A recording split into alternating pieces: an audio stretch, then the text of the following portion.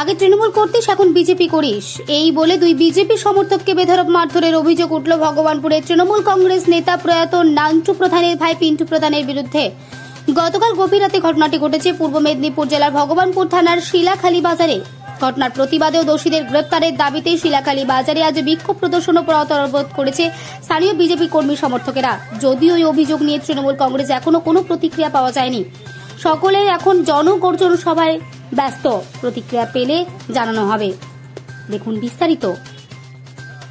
কাল রাত্রে অনুষ্ঠান দেখতে গিয়েছিলাম, এখানে এসে পান বিড়ি খাওয়ার জন্য দাঁড়িয়েছিলাম।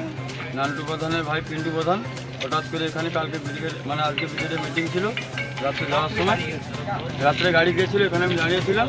হঠাৎ করে এসে দাঁড়িয়ে পেয়ে আমাদের উপরে চড়াও হয়, আমাদের মাধ্যমে সেই জন্য মারা মানে করছে, বলছে কি তোরা আগে টিএমসি করতে এখন বিজেপিতে, এই জন্য উল্টাপাল্টা কথা বলছে। বলছে তোরা আমার দাদাকে মেরেছিস, এইসব উল্টাপাল্টা কথা বলে আমাদের উপরে অতর্কিত হামলা করেছে। আর মারতে মারতে কি বলছিল নাকি? হ্যাঁ, মারতে মারতে ওইটা বলেছে। কি বলেছে? তোরা আগে টিএমসি করতে তারপর আমার দাদাকে মেরেছিস, এবার আমি দেখে নেবো, এ করবো। তাহলে ওদের উদ্দেশ্যটা হচ্ছে যে তুমি পঞ্চায়েত থেকে বিজেপিতে সমর্থন করছো, তাই তো? এটাই তোমার অপরাধ, তাই তো?